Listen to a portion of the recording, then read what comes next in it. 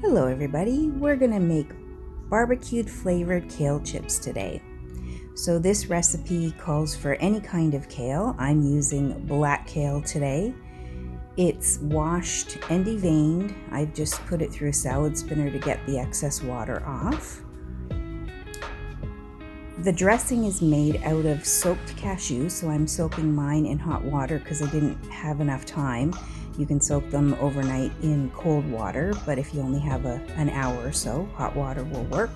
We're going to use chipotle peppers. I've never used these ones before. You can just use red peppers if you want to. The chipotle is going to give it a little bit of a kick. 2 lemons. I'm going to use nutritional yeast, which is going to give it the cheesy flavor, high in vitamin B12. Some Himalayan salt, some black pepper, chipotle pepper flakes, onion powder, garlic powder, and some smoked paprika. So we're going to first start by cutting the lemon peel off. Just cut it off. I know I'm out of the frame, but I'm just cutting all the lemon peel off, cutting the lemons in half and putting them into the drained cashews. So make sure the cashews are drained. We're going to add the peppers. So again, like I said, you can add just regular peppers, red peppers. I've never tried these ones. They're in an adobo sauce, so it has some tomatoes in there. You can even add tomatoes if you want to the recipe.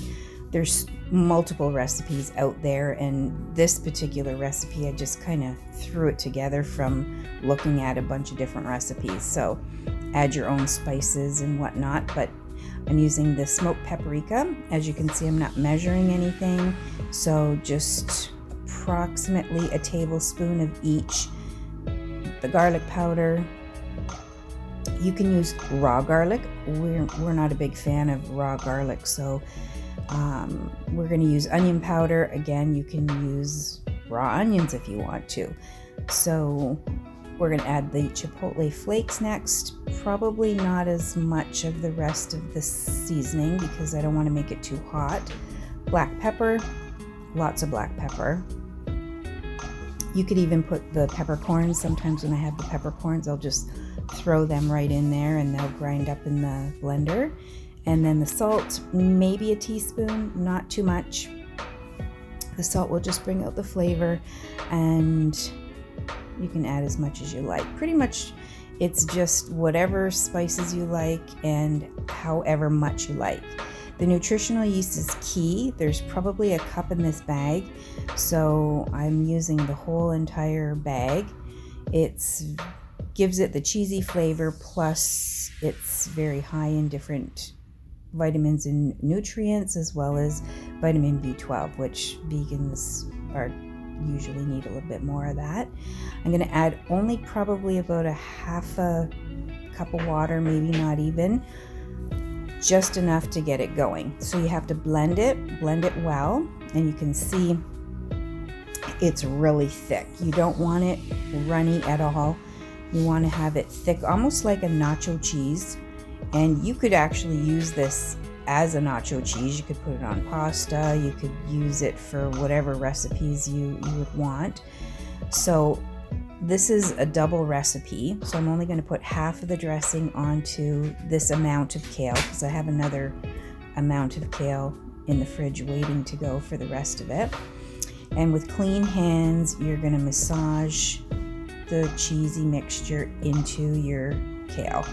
So really massage it well and spread it as evenly as you possibly can. It took me a good 5 minutes just to get it all saturated. You kind of have to open up the leaves a little bit, get it everywhere. And then you're going to put it onto your dehydrator trays. So I've got 9 trays I'm going to fill. And if you don't have a dehydrator, you can just do it in the oven.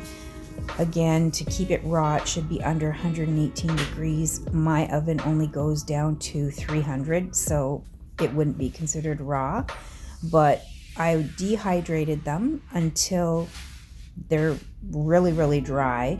It took 7 hours in the dehydrator at 118 degrees.